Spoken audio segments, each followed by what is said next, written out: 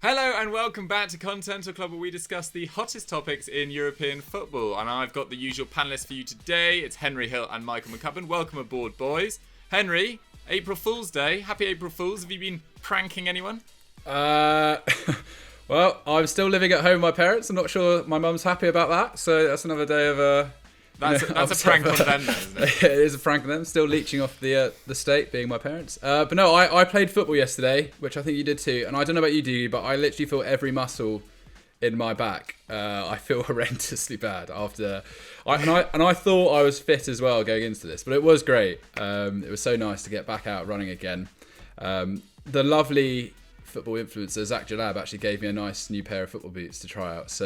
And I went on and scored a hat-trick and got man of the match. So I assume it must be the boots. So yeah, very happy. It was good. I went in goal for the first half as well. So you can't beat it. It was a good day. That sounds like a triumphant return. Mine was a bit more embarrassing, to be honest. I realised I was by far the worst in my five-a-side team, so I spent most of the time in goal, just so we could get the win. But that's what team players do, I suppose. McCubs, yes. How are you? Any footy for you this week? Have you just been theorising it?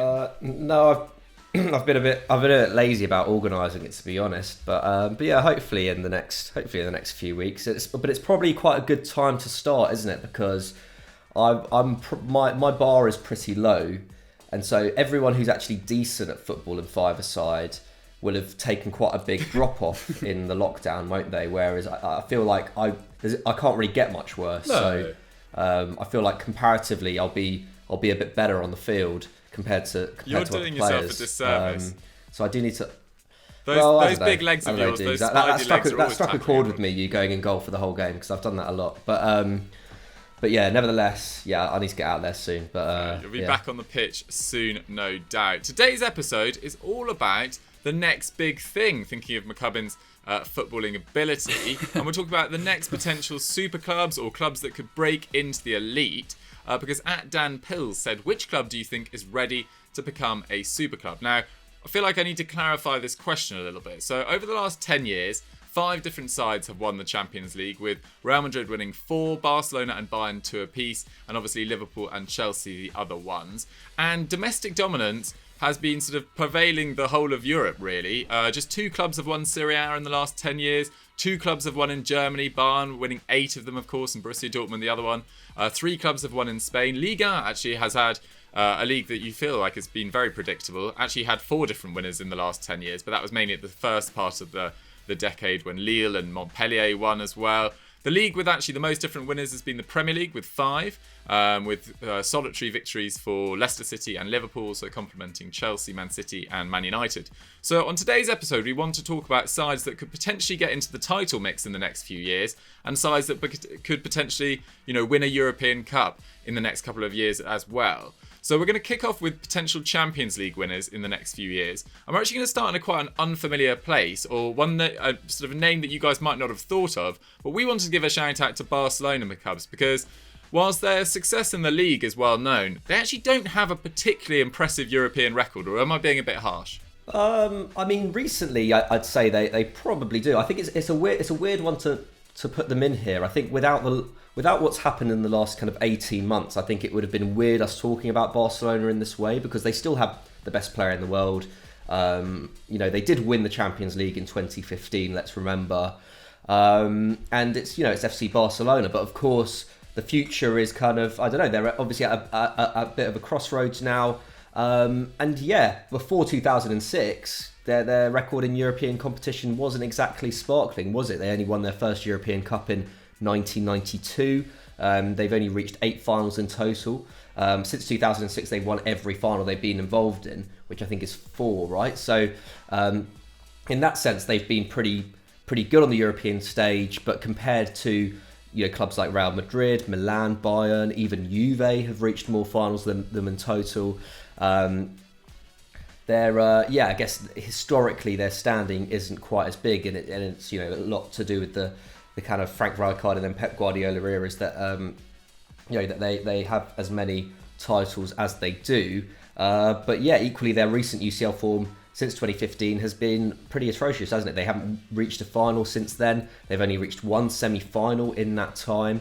And arguably this year was the first time in about 3 years that they didn't exit in a kind of humiliating fashion, isn't it? I mean, obviously, Bayern last year, the 8-2, Liverpool the season before, coming back from 3-0 down at Anfield, and then, similar scenes in Roma in 2018. And then even this year, they got trounced by PSG in the first leg and just managed to kind of reclaim their dignity in the second. So yeah, their record in knockouts recently has been pretty poor, and I think that's ultimately what kind of justifies them being in this list, because no one really looks at FC Barcelona anymore and really sees them as a genuine favourite in the Champions League, whereas in seasons past, even when they've hit tough patches of form or whatever, you'd still back them. Now, over 2 legs, they just look a bit flimsy, don't they? But the fact that the future is a little bit uncertain for the club also promises a lot, doesn't it?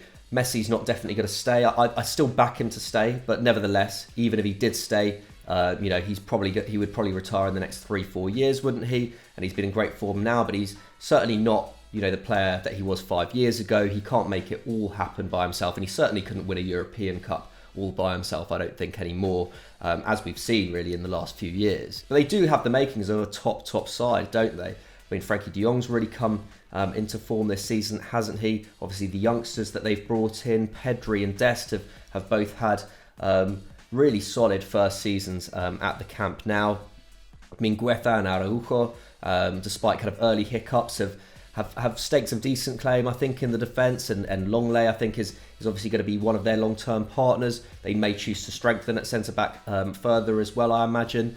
And then up top, they've got, really, really talented youngsters as well. Trincao, Ansu Fati, Mariba and Ricky Puig in the midfield. Ousmane Dembele, I think, has really had a resurgence this season as well. All of these players are 25 or under.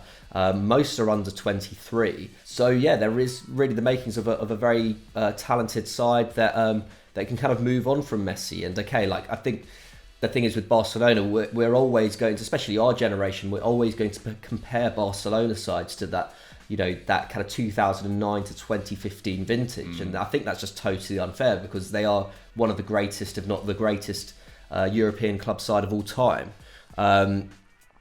So I think whatever Barcelona achieve in the next kind of 5 to 10 years will always pale in comparison with that, I think. But that's not to say they can't win a European Cup. I think they certainly can, especially with sides like Real Madrid in transition at the moment. I think Liverpool are going to be transitioning a little bit in the next few years, aren't they? I think Manchester City probably are the most future-proof team out there at the moment, perhaps Bayern Munich as well. But there's a lot of opportunity there to stake a claim in Europe's premier competition for the Blaugrana. And their recent form is very promising as well. They're 18 games unbeaten in La Liga. They've won 15 of those. They're still on very much for the title challenge there. The only downside, obviously, is the financial situation. I think there's nothing that certain as yet as to how they're going to deal with that, is there? I think we'll probably have to wait for a couple of months before we really see what Laporta's got planned.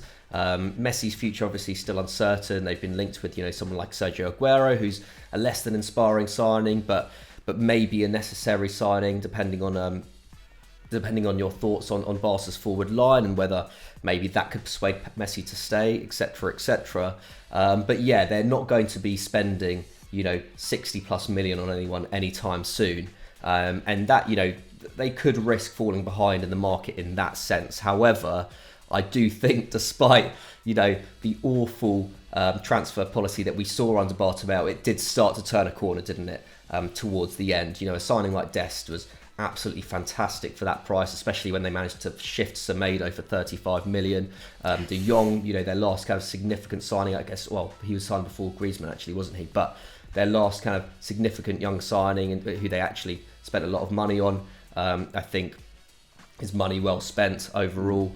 Trincao, obviously Ansu Fati and Puig coming through La Masia. So yeah, I think Barcelona, although it doesn't feel like it, have turned a corner in some senses, and I think in, say, 2 years' time, we will really see that come to fruition.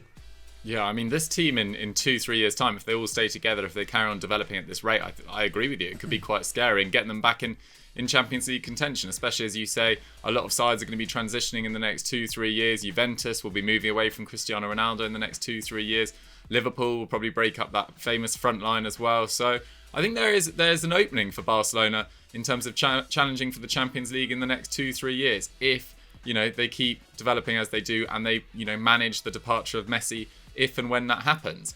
Henry, let's move over to a side in Italy, the runaway leaders in Serie A at the moment, in Inter Milan, because similar to Barcelona, they don't have an amazing European pedigree, even worse than Barcelona's, to be said, or at least history in dominating the competition. Barcelona's has been much better recently. But Inter Milan, they feel like if they keep this side together, there are the makings of a very good European side, potentially. Yeah, honestly, I didn't realise that their record in Europe was perhaps as bad as history actually suggests. They've only reached one final since 1972, which really isn't what you'd expect of a club of Inter Milan, who, aside from the last decade, were always sort of there and thereabouts.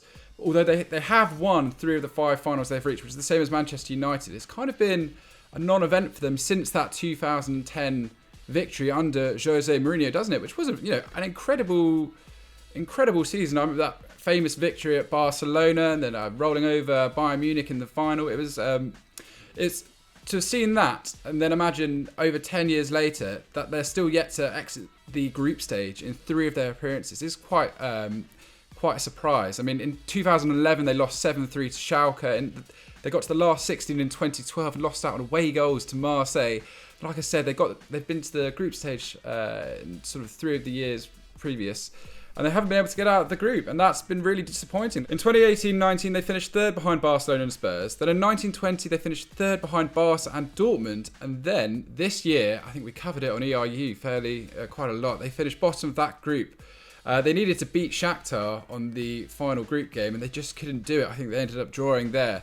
So it has been disappointing, but maybe an exit from European competition has been a blessing in disguise, I think, for the Inter side this season, because they've been able to put all their focus into that league assault. I think last season we saw them go close. They were pushing Juventus, but they didn't quite have just the strength and depth, perhaps, just to kind of keep going. I think the system, they got quite tired. I remember Brozovic's numbers just rapidly declined in the second half of the season. I think they were just that Gringa style, that's the word for it, Gringa style, which Conte demands of his players. I think it really caught up with them eventually. However, it looks like this season they could do it. They've only dropped 7 points from a possible 48 since going out of the Champions League this year. And they've only lost 1 league game since the 17th of October. That was a 2-1 surprising loss to Sampdoria as well. Last 22 games, 117, drawn 4, lost 1. That is championship winning form. And they're 6 points clear of AC Milan with a game in hand. Only 11 to go. And let's face it, I think if you look at the squad, it is phenomenal. I think they've got the best. Cristiano Ronaldo is obviously incredible, but Lukaku's just been on fire this season. His record is unbelievable. And I saw the other day he scored something like 58, 59 goals for Belgium as well, which I just think is just truly immense for someone who's only 27 years old. He is, I think history is going to reflect really well on him. Especially if he can help convert this Serie A title as well. And he's obviously alongside Lautaro and Martinez up top, they've got one of the best strike pairings that I think you'll find anywhere in Europe. It should be the envy of most clubs, really. Under Conte, I think there's been this idea. We've obviously kind of mocked a little bit some of their transfer policies. They've gone in for a lot of older players, kind of bloated out that squad. Kolarov, Ashley Young, etc. But actually, similar to Barcelona, I think when you sort of look through the mist, there is an incredibly exciting young core within that team. Barella, who McCubs, I think last week you were calling him probably the standout midfielder in Serie A, which I completely agree. I think he's been amazing this season. Bastoni in defence, he's only 21. Skriniar, I actually thought he was older than this, but he's only 26 as well. Then obviously Hakimi, 22. Martinez, 23. Even Stefano Sense, who's been a bit of a non-event this year. I think he's been injured quite a lot. He's still sort of in early 20s. He actually returned for Italy the last few games and scored as well. So that'll be really exciting for them to get him back in the side. But also, even Christian Eriksen's coming good. Now they've kind of found his position and know how to use him. So although they do have a lot of aged players in that squad, I think the future is bright for them. But it is a similar situation with Barcelona in that we need to see quite exactly what happens this summer. They're said to be in about 630 million euros worth of debt. Essentially, the owners in China are struggling to get money out of China. and over into Europe due to kind of like regulation over there. So it's going to be interesting to see the developments there. Although I'd probably say that Inter Milan is one of the most high-profile kind of foreign ownership systems that probably out of Chinese football at the moment. So I imagine that a conclusion will be reached. But even so, it could mean that a few of these players get sold. But even so, it is a brilliant team. It's a really exciting team, and I think it's really important for Inter Milan to be a big player in Europe once more. And you do feel that beyond hopefully converting the Serie A title this year, hopefully keeping Conte and this team together, the next step has to be pushing on in Europe, because to go out in the group stage, letting the last 3 times that they've appeared in the competition simply isn't good enough for them. And that is the next step, isn't it? I think once they get into the knockout rounds, they could put a consistent run together, because they've got a side which no team in Europe, I think, will enjoy facing over the next few years. Yeah, I think 100%. I think it was really interesting last summer. We were all slightly a bit concerned by some of their transfers, bringing back Nainggolan, bringing in Vidal. Ashley Young obviously came in the year before, and it felt like Conte was going down his tried and trusted sort of 30-year-old winner route. And actually, they've been a breath of fresh air this season. I think they've been far more attacking than people predicted. I think they've scored the most goals in Serie A, or at least close to Atalanta, I believe. Atalanta may have just pipped them on that. But yeah, they've been a side reborn, and so much of that comes down to Lukaku. Just a phenomenal player, been in unreal form, and I really hope they can keep hold of him. Because if they do, and he continues this rate of development under Conte, because he has got so much better there, then I can see them, going quarter-finals next year, maybe progressing past that in the next couple of years, and who knows, maybe another Champions League win if Conte sticks around. A slight worry with Conte is he's pretty combustible. So if he keeps a lid on it, maybe they'll be able to go all the way. But the final side I wanted to mention was Chelsea, because whilst they're similarly to Barcelona, who have dominated La Liga in recent years, Chelsea's domestic form has been very, very solid.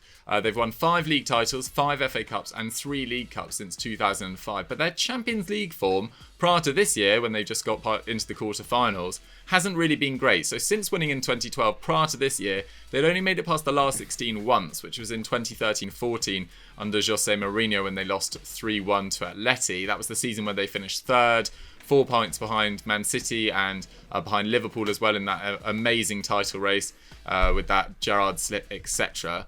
Since then, 4 exits in the last 16, although they have won the Europa League twice in that time. And it's mainly because they've had intermittent in that period, some really down years. They obviously had Mourinho's final season at Chelsea. They had Conte, had a bit of a drop off as well. And this year it feels like they've now got an enormous opportunity.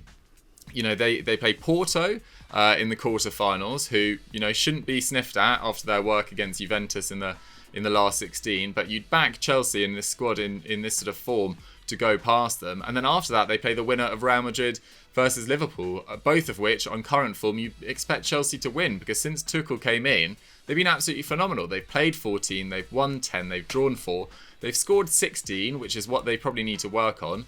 Timo Werner's still not being as clinical as he could be. I don't think Tuchel is necessarily quite settled on his forward line yet. You'd expect that to improve. But the big plus point, they've conceded just 2 goals, and one of them was a Rudiger own goal, which is a quite frankly ridiculous record. Only Man City with 27 have taken more than their 22 points from their last 10 matches in the Premier League. And they've got, similar to Barcelona, similar to Inter Milan, they've got some very talented young players. Only 5 of their 18 most used players this term are over the age of 28. That's Edouard Mendy, Kante, Azpilicueta, Thiago Silva and Jorginho.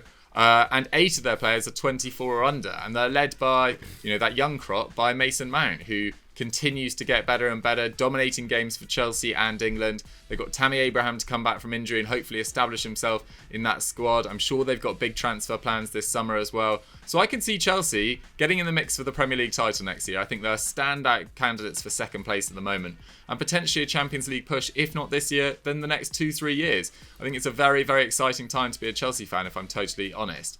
So that's who we think could get in the European mix in the next few years. But let's move into who could get into the domestic mix. Because, Henry, there's a side in Germany, in Wolfsburg, that not many people would have thought we'd probably cover, but they've been phenomenal this year.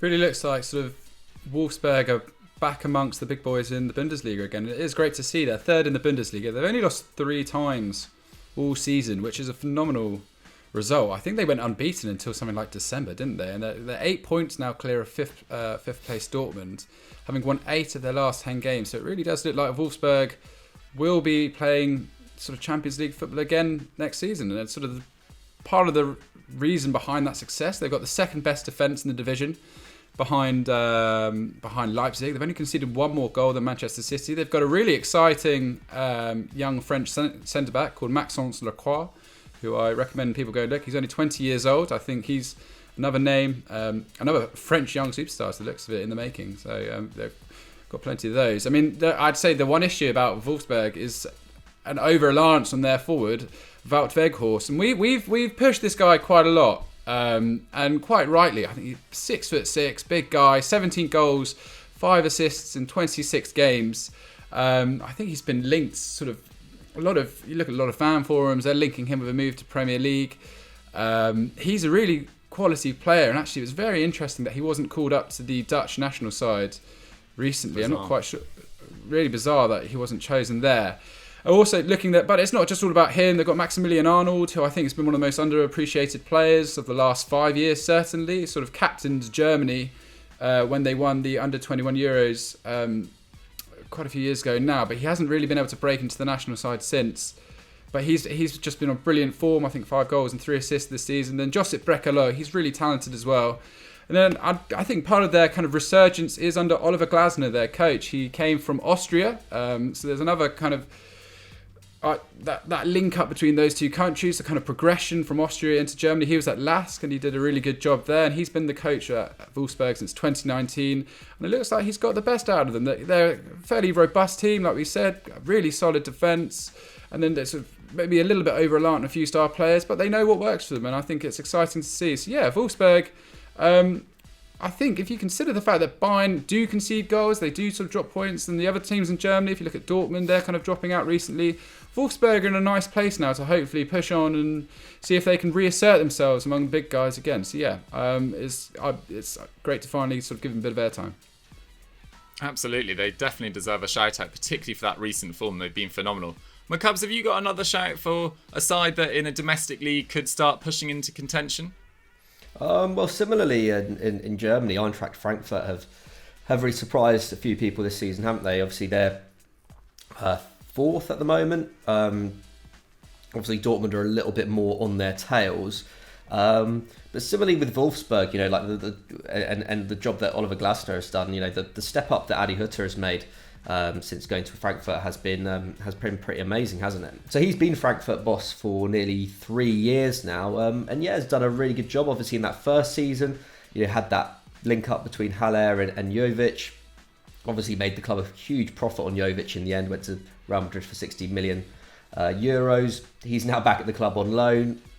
They've actually sold £140 million worth of talent since the start of 2018-19, and they've made a £29 million profit in that time. And obviously, that's, you know, been able to fund, you know, like the moves for, say, like Andre Silva, who's been absolutely excellent this season. They've managed to keep hold of a player like Filip Kostic, who I think otherwise they would have maybe been under more pressure to sell, but he continues to absolutely boss it down the left flank, doesn't he? And I think, yeah, like, whereas Glasner has made Wolfsburg, you know, an incredibly formidable defensive outfit, Hutter, you know, is just able to get the very best out of his attackers. You know, all you have to do is look at what kind of Jovic and Haller have achieved since leaving Frankfurt back in 2019, sorry. And yeah, it's not an awful lot, is it? He really managed to get that perfect kind of mix between the two, and yeah, just managed to get maximum output from them as well. And yeah, they're kind of, you know, the clubs they went to afterwards, they just weren't able to, you know, achieve anywhere near the same kind of form. And yeah, we've seen that with, you know, like we're saying, like Andre Silva this season. You know, he's just managed to completely transform his career. He looks like one of the best strikers in Europe right now. He's being linked with the likes of Man United. So yeah, I think a lot of credit has to go to Hutter for that. And, you know, if they get into the Champions League this year, it will be the first time in something like 50, 60 years that they'll have been in the European Cup. So yeah, I mean, it's pretty exciting for Frankfurt. Do I think they can make a real splash and, you know, challenge for the title? I'm not so sure, but I do feel like the Bundesliga in general seems a little bit closer now than it did, say, 2-3 years ago. Make some more astute signings, maybe shore up the defence a little bit more, make that team a little bit more well-rounded. And I think they could definitely have a shot at being kind of in the kind of Champions League places quite comfortably in the years to come. Yeah, I totally agree. I think you can tell. Sometimes you watch a side and you can just tell the level of coaching, and I think Eintracht Frankfurt's an example of that. And the way they've used the market as well, selling Jovic for 60 million, bringing him back on a loan fee for 6 months, bringing in Amin Younes on loan from Napoli as well, who's hit the ground running. Really smartly run club, I would suggest, from Frankfurt. The final club to mention getting into the title mix in the next couple of years, it's got to be AC Milan, really. I mean, they were so good in the early part of this season. Obviously, they've slightly dropped off. They've lost 5 of their last 12 games, but they were top of Serie A for 17 game weeks. But you just feel like with the talent in that squad, Donnarumma, who might leave, of course, Kessie, 25, Theo Hernandez as well, who's 23, Calabria, Rafa Leao, Salamakers, Tonali, Benacer. I mean, I could just go on. And obviously they've got Brahim Diaz as well, who's only on loan.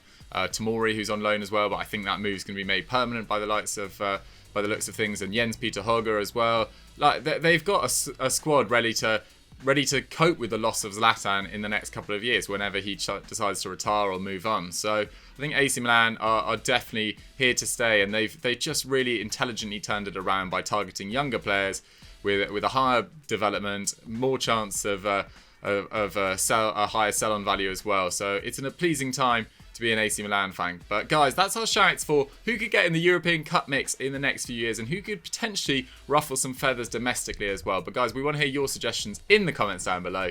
Let's move on to our big match preview.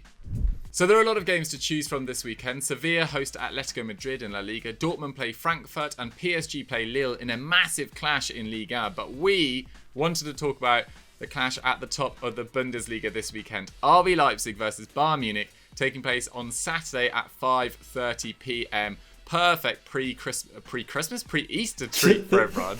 I'm getting very confused. It's been a long lockdown. Yeah. Anyway, they are currently separated by just 4 points, and this feels absolutely massive. Let's kick off, Henry, with host RB Leipzig, because a little blip, but they've recovered well. That's right.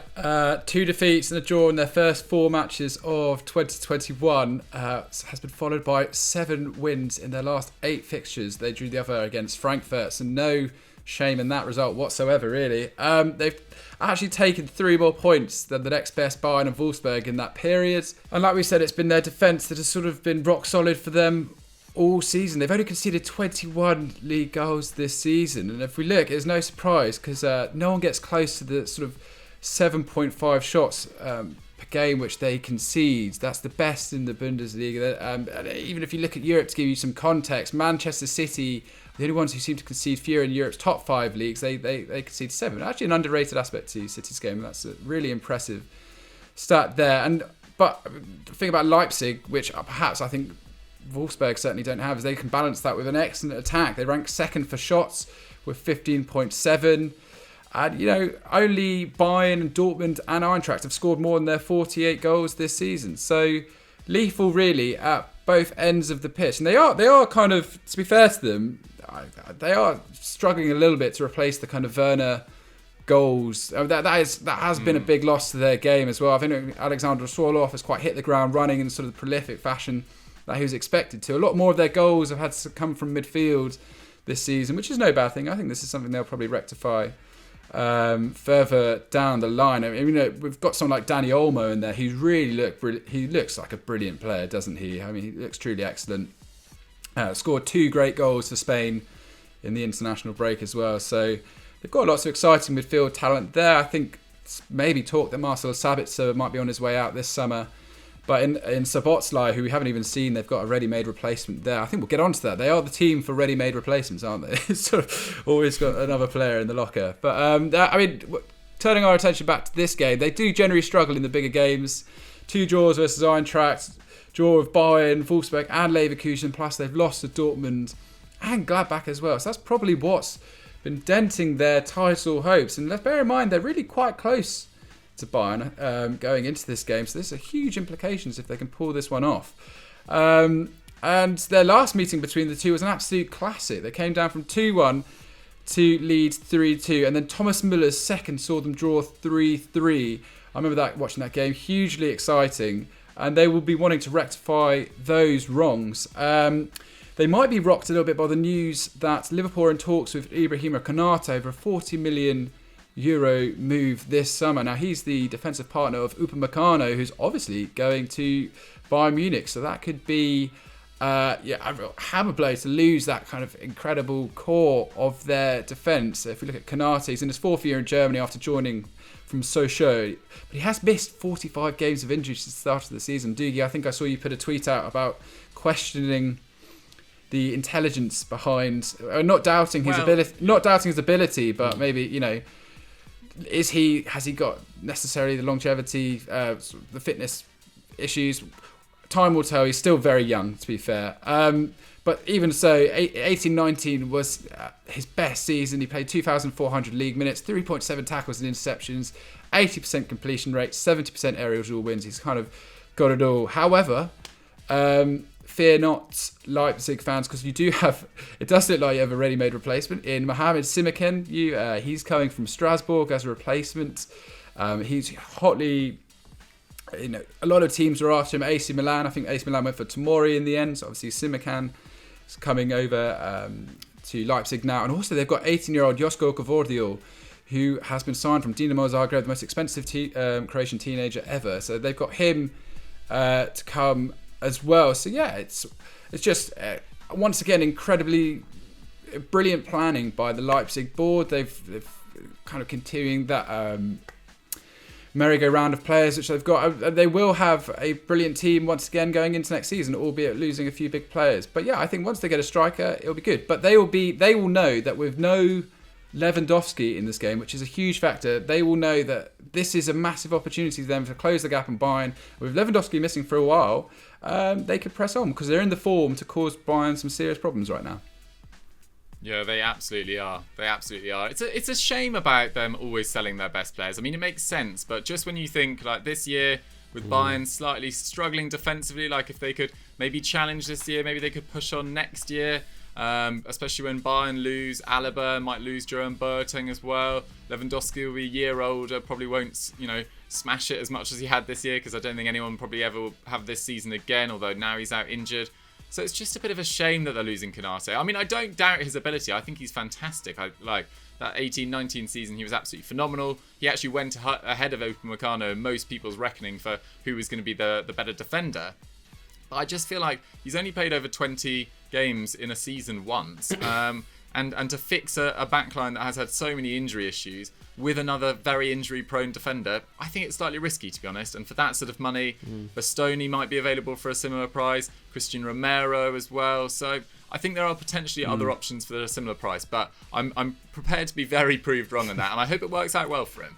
But McCubs, let's move over to Bayern, because they now don't have their talisman, their best player, and they've got one hell of a schedule coming up. Yeah, it's really intense, and in that sense, especially in the context of Leipzig, selling arguably their two most prized assets this summer, this is a massive opportunity for them, because the next few games for Bayern are pretty intense. They face Leipzig, then they have PSG, obviously in the Champions League, then they've got Union Berlin between the two Champions League legs, then they have Wolfsburg, Leverkusen after that, and that's all before the 20th of April. So that's incredibly intense for a squad which has played probably more football than almost any other squad in Europe in the last kind of 18 months. They've won the World Club Cup. They obviously went all the way in the Champions League last summer. There hasn't been a lot of respite for them.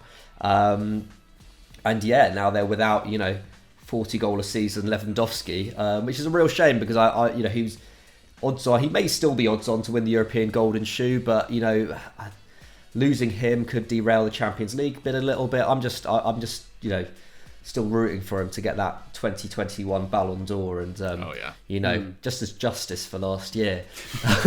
But nevertheless, Bayern still do go into this game in very good form. They dropped 4 points in consecutive games in the middle of February. They drew 3-3 with Arminia and then lost away to Frankfurt, didn't they? But since then, their attack has been on song. They've averaged 4 goals a game in their last 4 matches. Put 5 past Köln, put 4 past Dortmund and Stuttgart. They actually beat Stuttgart despite being down to 10 men for about 78 minutes, was it? Alphonso Davies was sent off in the 12th minute. They still had 15 shots and 7 on target in that match. But obviously having someone as clinical and as ruthless as Lewandowski up top makes a big difference to that. But yeah, the attack's just been great all year, hasn't it? 78 goals in 26 league games. That's an average of 3 a game. That's 24 more than next best Dortmund. It's 11 more than the next best in Europe, which are PSG and Barcelona. And it has made up for what has been a little bit more of a shaky defence this time, hasn't it? Obviously, they invested a lot in that back line in 2019. It looked incredibly solid last season, but even in those final stages of the Champions League, there are a few questions being asked about their high line and whatnot. And this season, their defence is only actually rated as the 6th best in Germany according to expected goals against. And they're rated as the 2nd best side according to expected goals. I believe Leipzig are the best side according to expected goals.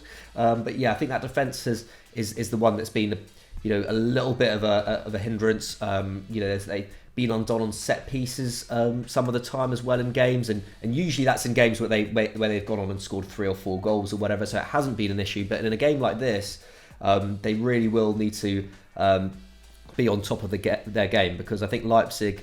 I think Leipzig know that this is a very rare opportunity that they'll have, or at least this is the best opportunity they've had. Probably in the last few years to really take this title challenge to Bayern. And especially now without Lewandowski in the picture, it's an even better opportunity. But yeah, it's a real shame for him, because obviously he picked up that knee injury against Andorra. He's now expected to be out for 4 weeks.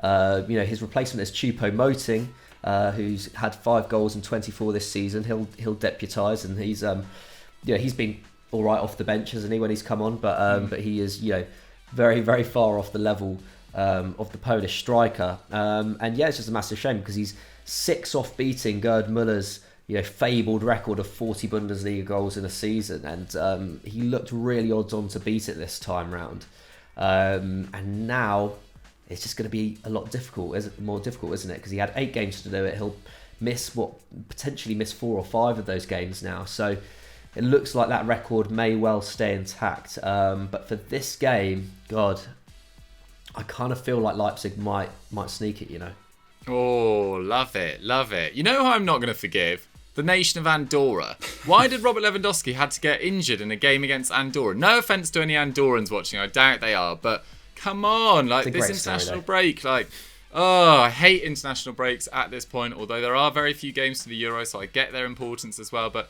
this is such a massive injury for such a huge record as well. I don't care whether Bayern go on and win the Champions League or not. I'm pretty much neutral on that, but breaking records as special as this, happens once every 30, 40 years, and it's just really annoyed me. Anyway, so poor, sorry Andorra for my little rant, but it did piss me off slightly.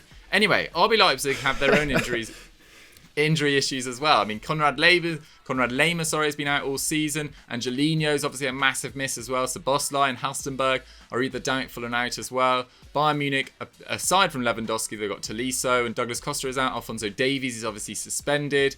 And their most recent meetings have been very tight indeed. Their last 3 have ended in draws, but Leipzig have only beaten Bayern Munich once in their 11 meetings in their history. Obviously, they don't have massive depth of history in meeting each other, because Leipzig are a relatively new side at this level, to say the least. But we won't get into that for now. Okay, so McCubs, you're thinking Leipzig. Can I get a scoreline on that? Yeah, I'll say 2-1 Leipzig. Oh, love it. Henry, what are you thinking? No, I still think Bayern will probably win. I think Choupo-Moting is, if they just put it on a plate for him, I think he's actually a pretty decent finisher, and Thomas Müller's been in brilliant form. I think Jogi Löw has got more questions about why he hasn't picked him for Germany after that loss to North Macedonia. So I still think Bayern have got enough. I will say, I don't think it's Andorra's fault. I think it's poor planning from the it's far from Andorra's fault. It's poor planning from the Polish national team. Why they couldn't just play Piontek or Milik against them. I think that's a bit foolish from them, certainly with their game against England. But yeah, I think Bayern. I still think Bayern, if you look at that record this season, big games, it doesn't look like Leipzig really have been able to step up in the toughest of moments. So I'm actually going to go for a 1-0 victory for Bayern away. Oh, there we have it. Yeah, I mean, you're right. It might not even be Choupo-Moting who makes the pitch. They might makes it onto the pitch. It might be Muller gets pushed forward. They introduced Jamal Musiala, of course, who's performed really well in some big games this year, not least Lazio away as well. I'm going to go with 2-2, which won't really satisfy Leipzig. It will do the job for Bayern, keep that gap to 4 points. But guys, that's my score prediction. What is yours? Get it in the comments down below. And let's move on to our quickfire question. Our quickfire question this week comes in from Stuart A. Kirk, regular contributor. Thank you very much, Stuart. Great to hear from you again. He says, who could be the biggest names to move on the continent this summer? Henry, what do you reckon? Who do you reckon, I should say? I just think that Haaland is probably going to be... I think if Manchester City decide to go big for him, and I think actually it's probably quite sensible, their kind of Aguero decision in that regard, freeing up a bit of money, I think that'll probably be the one. Haaland or Sancho, I think that's the only really big moves. Actually, sticking with Dortmund, I think Rafa Guerreiro as well, he's another player that I think maybe could do. But I think in terms of the massive moves, it's those two. It's actually, I was interested, I saw Jonathan Barnett, the Bale's agent, saying that he reckoned he had about 4 record-breaking moves in the pipeline for this summer. I don't know how much there is in there. But record-breaking? Well, he was like, they're going to shock people, they're going to break records and stuff like that. He was like, he said that the big clubs are still going to do business this summer. I'm struggling to try and envisage which ones he means. But yeah, those two. Salah, maybe? I don't know. I'll be interested to hear what McCubs thinks. That's my new nickname. I'll be interested to hear McCubs, what do you think? I was gonna say Sancho and Haaland as well. I feel like they're out of the kind of emerging preeminent forces in world football. Those two I envisage moving the most. I think I feel like Man United will still try and sign Sancho unless they go big at centre back or central midfield, which could happen as well. But I think if they are serious about actually developing that forward line, they will prioritise Sancho. Yeah, like Henry was saying, I think Salah could be an interesting one. Even Pogba could be an interesting one if United do want to raise a bit more funds. It depends where he'd go. I can only really see PSG being a club that would actually stump up the cash for Pogba at this point, but it's still not out of the realms of possibility, I don't think. I think Pogba himself will want another big move before he becomes a less marketable player, or at least while he's still at his peak, the peak of his powers. So yeah, I think those are probably my shouts. But yeah, it's a really difficult one. Like, we don't really know what's going to happen this summer, and it was similar like last summer. We were like, we had no idea. It was like, are there actually going to be any transfers? And then the Premier League ended up, outspending or nearly matching the spending of the previous year, I think. So yeah, I think at the moment all the talk is of all of Europeans. All the big European clubs are not going to be spending anything this summer because they're feeling the effects of last year and whatnot. But as we saw last year, we can be surprised. So yeah, I wouldn't be overly surprised if we saw a few players transfer for near the £100 million mark, even if no one breaches it. Oh, that is exciting. That's an exciting prospect. I mean, I'm trying to think of who else I can put in the mix. I think Camavinga's a very good shout to get a transfer this summer. Just feel like he's probably slightly outgrown Rennes. They're not going to finish in the Champions League again. I think 1 year left on his contract as well, isn't it? Running out, yeah, he's got 1 year left on his contract. I think Man United, PSG and Real Madrid are sniffing around as well. So he'd be my shout for a large transfer this summer. But to be honest, I can't really see Dortmund selling Haaland. I think they're more likely to sell Sancho if they are going to sell either of them. But guys, that's my 2 cents. And thank you very much for watching this week's Continental Club. I hope you guys enjoyed it. We talked a hell of a lot about Champions League contenders, title contenders in the next few years, Leipzig versus Bayern, and the big transfers of this summer. I hope you guys enjoyed the show. As ever, let us know your thoughts in the comment section down below. And Henry, if they've enjoyed this, what should they go and watch now? We've got a couple of good listicles out on EFD. 5 managers who won't finish the season. I enjoyed writing that. Maybe one of those will happen. Also got 10 clubs who sold their best star and got better after that as well. And then also a EFD explained on how Champions League changes will affect football. It looks like UEFA are going to be rushing through those reforms. So if you want to know anything more about what's going on there, check that out, because it's I think it's quite a pertinent issue, certainly for the future of football. Fair. I mean, McCubs, Henry's been very greedy there. He's pretty much named everything. Have you got an Easter message maybe for the fans? Yeah, just don't eat too much chocolate. Yeah, I think that's about it really. There is actually in relation to that Champions League Explained. There's an FD Explained going out this weekend, which I wrote and James edited, or James is editing at the moment. It will have been edited by the time this goes out. About basically the Beneliga. If you don't know about the Beneliga, it's basically the idea of the Dutch and Belgian leagues linking up, and basically a kind of explainer on that, and the idea that multinational cross-border league could be a thing of the future in football, and what that would mean. Obviously, that would be like Champions League, European Super League talk. It could have huge ramifications for the future of football, although there aren't any. That doesn't look too. We don't look too in danger of it happening just yet. But yeah, go and check that out on. I believe it's Sunday. It's going out or Saturday. Stay tuned for that. Excellent, one to look forward to. Thanks very much for watching, guys. We'll see you next time. Bye. Bye.